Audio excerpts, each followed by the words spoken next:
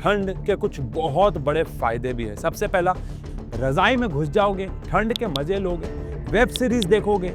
और इस साल तो भाई साहब सोने पे सुहागा हो गया। लास्ट ईयर आई हुई सारी विंटर से इस साल की विंटर सबसे ज्यादा खतरनाक होने वाली है कि कैसे ठंड में कई लोग कम बैक कर जाते हैं इस ठंड का फायदा उठा के। सर्दियों का मौसम आने वाला है, लगभग आ ही गया है और आप सबका ये हाल होने वाला है।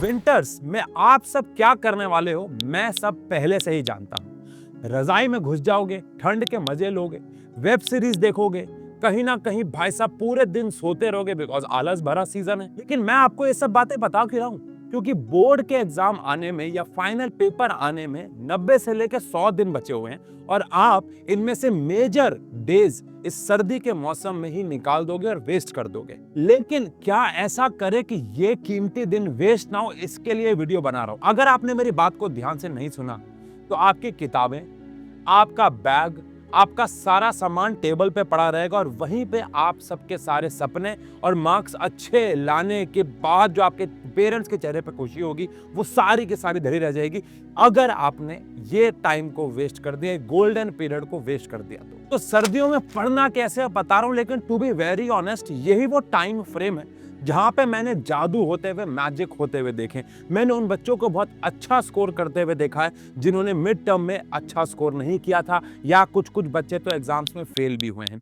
और मैंने यहाँ पे रिवर्स मैजिक होते हुए भी देखे उन बच्चों ने जिन्होंने बहुत अच्छा स्कोर किया था, इस टाइम पे थोड़ा सा आलस कर गए और मार्क्स या तो वहीं रह गए या अपने मार्क्स से भी नीचे आ गए, कोई इंप्रूवमेंट देखने को नहीं मिली। तो वीडियो को एंड तक जरूर देखना और कैसे हम सर्दी में पढ़ सकते हैं, मैक्सिमम टाइम को यूटिलाइज कर सकते हैं, ये वीडियो उसके ऊपर है। लेकिन वीडियो शुरू होने से पहले मैं आपसे बस एक सवाल पूछना चाहता हूं कि आपकी प्रिपरेशन 100 में से कितने प्रतिशत एग्जाम्स की हो चुकी है।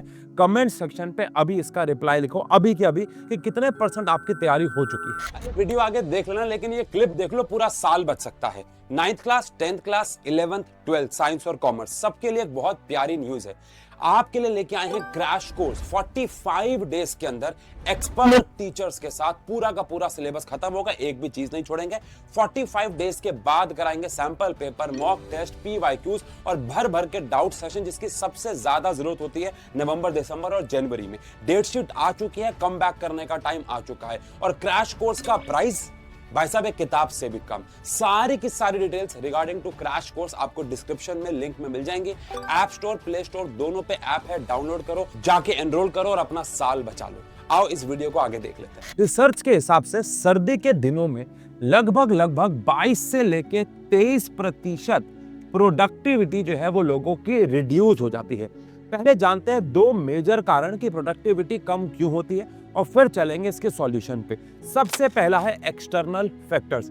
हम सब जानते हैं कि सर्दी के दिनों में दिन जो है, मतलब दोपहर जो है, दिन जो है वो छोटे हो जाते हैं और रातें लंबी हो जाती है। कहीं ना कहीं हमारी बॉडी को इस क्लॉक को भी मैनेज करना पड़ता है। सेकेंडली, हमें पूरे दिन में धूप या फिर गर्मी कम मिलती है। अब आप सब जानते हैं कि हमारी बॉडी को एक सर्टेन टेम्परेचर पे रहना पसंद है, तो वो गर्मी ढूंढने के चक्कर में कभी रजाई में घुसेगा, कभी जुराबों में घुसेगा, पैर जमीन पे रखने का मन नहीं करेगा, हाथ रजाई से बाहर निकालने का मन नहीं करेगा और ऑब्वियस सी बात है ये आपकी प्रोडक्टिविटी को लूज करेगा ही करेगा। लेकिन कई लोगों में ये समय प्रोडक्टिविटी को बढ़ाता भी है।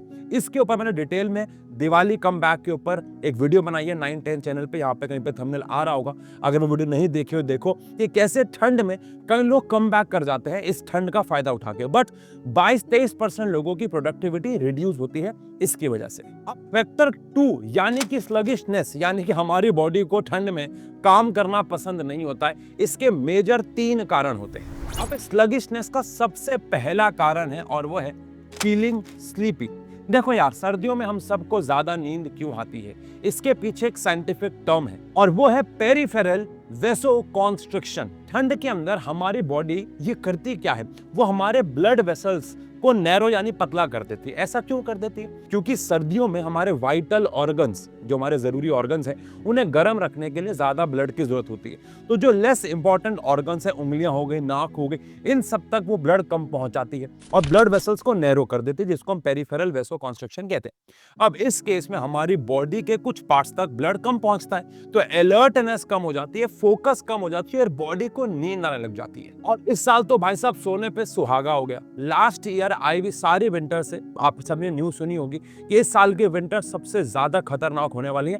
अक्टूबर से ही आपको ठंड देखने को मिल गई है, तो आगे क्या हाल होगा, तो चैलेंजेस और बढ़ जाएंगे। अब इसी का दूसरा कारण है और वो है लेस वाटर।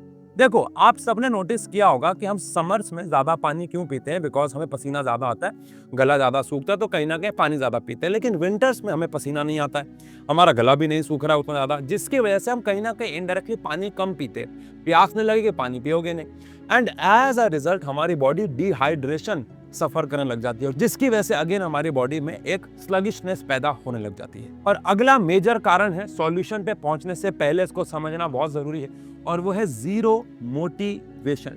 देखो, ये तो आप सबको जानना होगा कि सर्दियों में सारी की सारी चीजें थम सी जाती हैं, लोगों का काम करने का रेट थम जाता है। हमारे घर में भी आसपास लोग कम काम करते हैं, सर्दियों में घर की सफाई कम होती है, लोग नहाते कम है, जिसकी वजह से आसपास एक आलस का माहौल होता है। तो आपको भी जो पहले कुछ परसेंट मोटिवेशन थी वो भी जीरो हो जाती है, और कहीं ना कहीं आपके काम करने का रेट कम हो जाता है। आपको मन लगता है कि यार मैं इस रजाई से बाहर क्यों ही जाऊं, पहले ही पढ़ाई में तो मन वैसे नहीं था, अब टेबल पे बैठने तक की मोटिवेशन नहीं आ रही। पहले टेबल पे तो बैठते थे ना, तब जाके ध्यान भटकता था, अब तो टेबल तक ही नहीं जा रहे हो ना। क्यों? बिकॉज रजाई से निकलने का मन नहीं कर रहा, आपका कंफर्ट जोन से बाहर नहीं जा रहे हो। आपको दिख रहा है आसपास सारे लोग काम ही नहीं कर रहे हैं, सब आलस में, सब धूप सेक रहे हैं, सब मूंगफलियां तोड़ रहे हैं, सब गन्ने चूस रहे हैं, तो आपको लगता है कि यार मैं भी अपने एक कंफर्ट जोन में रहूं, और मोटिवेशन जीरो हो जाती है। लेकिन भाई ये सब तो हुई मुश्किलें, मुश्किलों का क्या हल नहीं है जीवन में? ऑब्वियस ही बात है।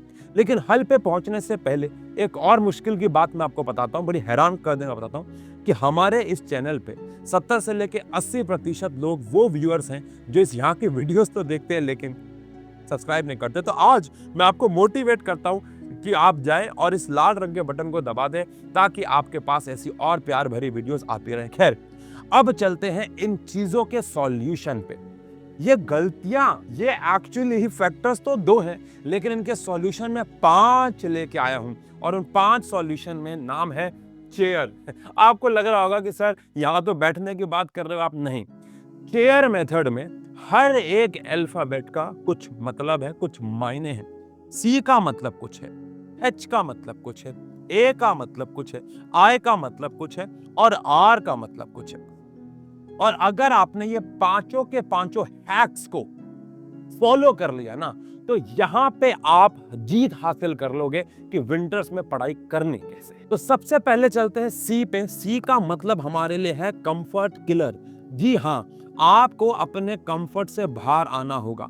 शायद आपने नेहरू जी का एक बहुत फेमस कोट सुना हो, आराम हराम है। बिल्कुल सही बात भी है, क्योंकि आप सबको पता है कि अगर मैं कंबल रजाई में जाऊंगा तो मुझे आराम करने का मन करेगा ही। तो यहाँ पे करना क्या है, थोड़ा कठिन है, लेकिन कठिन चीजें करके ही तो इंसान हीरो बनता है। कठिन काम क्या है? आपको अपने आप से वादा करना है कि आप कंबल या रजाई में सिर्फ तब जाओगे जब आप सोने जा रहे हो, जैसे कि रात को, और अगर आप दोपहर को भी सोते हो तो सिर्फ तब, नहीं तो आप कंबल रजाई में जाओगे ही नहीं। सेकेंडली, आप अपने आप से वादा करोगे कि घर के अंदर आप कोई हीटर वीटर नहीं चलाओगे। तो अब आए बेटा, पहले कुछ भी नहीं था। मैंने नोटिस किया कि हीटर चलने पे माहौल पूरा वेवी हो जाता है, कोजी हो जाता है, और इंसान अपने एक अलग जोन में चला जाता है। कपड़े सिर्फ उतने पहनो जो ठंड से बचने के लिए। अपने आप को इतना गर्म मत कर लो कि बॉडी कहे कि भैया आप तो सो ही जा। आपको ये अटपटा लग रहा होगा, तो सर क्या इसका मतलब मैं ठंड? नहीं बेटा, ऐसा नहीं। शायद आपने सुनील चेत्री, जो कि हमारे बहुत बड़े फुटबॉलर है, उनकी बात सुनी होगी कि चाहे सर्दी हो चाहे गर्मी हो, वो रोज सुबह कोल्ड शावर लेते हैं। तो मैं 6 बजे उठ जाता हूँ, गर्म पानी पीता हूँ, ठंडे पानी से नहाऊंगा। Highly advise everyone, first thing you do, have a cold shower, best thing. मैं तो नहीं ले पाता अभी तक कोल्ड शावर, लेकिन मैंने कोशिश बहुत की है। 1-2 बार लिया, भाई साहब जीवन में ऐसी लहर आ गई ना मोटिवेशन की कि मजा आ गया। मैं भी इसके ऊपर काम कर रहा हूँ, मैं भी लेने की कोशिश करूंगा, आप भी कोशिश करें। बट अगर कोल्ड शावर नहीं है एटलीस्ट, तो भाई कम से कम आप अपनी बॉडी को लेस कंफर्ट में लेके जाए। ठंड लग रही है, थोड़ी बहुत लगने दो, इससे आपका फोकस और बढ़ेगा। आपको लगेगा कि आप कुछ एफर्ट्स मार रहे हो, आपका दिमाग कहेगा भाई साहब ये तो एफर्ट मार रहा है, आपको और मोटिवेट करेगा। Second, H for hydration. ये तो मैंने आपको लगभग समझा ही दिया है कि आपको भैया पानी पीना है। गर्मियों में तो फिर भी हम पानी पी लेते हैं प्यास की वजह से, लेकिन सर्दियों में प्यास नहीं लगती है। तो भैया बांध लो कि मैं इतने लीटर अपनी बॉडी के हिसाब से यूट्यूब पे गूगल पे सर्च कर लो, मिल जाएगा, चैट जीपीटी से पूछ लो, लेकिन अपनी बॉडी के हिसाब से इतना लीटर पानी पीऊंगा ही पीऊंगा, चाहे बॉटल्स बना के रख लो, इस पे भी गार्ड बांध लो। बहुत सिंपल सा बात है ये तो यार। अब A stands for active break. ऐसा भी नहीं है कि आप इस वीडियो को देखने के बाद एकदम मोटिवेट हो जाओ और पागल हो जाओ कि मैं तो सब कुछ कर दूंगा आज ही दुनिया। नहीं, डिसिप्लिन हमेशा जीतता है बेटा मोटिवेशन पे, ये बात ध्यान रखिएगा। ये लाइन भी आपने सुनी होगी कि कंसिस्टेंसी टैलेंट को हमेशा बीट कर देती है। तो सिर्फ आज 6 घंटे नहीं पढ़ना है हमें, रोज 2-2 घंटे पढ़ना है हमें, और बीच बीच में आपको गैप्स देने, अगर आपको लंबा पढ़ने की आदत नहीं, और वो ब्रेक्स भी एक्टिव ब्रेक होने चाहिए। ऐसा नहीं है कि उस ब्रेक में बिल्कुल ही आलसी हो जाओ, कंबल में घुस जाओ, नहीं। उस एक्टिव ब्रेक के ना जो अच्छा लगता है वो करो। नाचना अच्छा लगता है, गाना अच्छा लगता है, ड्राइंग करना अच्छा लगता है, गिटार बजाना अच्छा लगता है, गेम खेलना अच्छा लगता है, कुछ भी ऐसा करो जिससे आप लेस एक्टिव नहीं बल्कि मोर एक्टिव हो जाओ। आए सबसे इंपॉर्टेंट है ध्यान रखना, और वो है इंफॉर्मेशन फोकस। देखो, मैंने एक बात नोटिस करी है कि जब मैं अपने जीवन में बहुत सारे टास्क के बारे में एक ही बार सोचता हूं, तो मैं सब पे अपना 100% एफर्ट नहीं दे पाता। आप सब भी क्या करते हो, स्टडी टेबल पे बैठते हो, सारे सब्जेक्ट्स की किताबें सामने रख देते हो और फिर उनको पढ़ना शुरू कर देते हो। यहाँ पे एक नुकसान क्या होता है, आप कोई भी चीज पे पूरा फोकस नहीं लगा पाते। इसलिए क्या करो, एक रात पहले ही सोने से पहले आधा घंटा, 15 मिनट, 20 मिनट एक टाइम टेबल बना लो कि मैं कल ये करूंगा। टाइम के हिसाब से नहीं, लेकिन एक फ्लो के हिसाब से कि पहले मैं ये पढ़ूंगा, फिर ये पढ़ूंगा, और इसमें भी मैं ये पढ़ूंगा।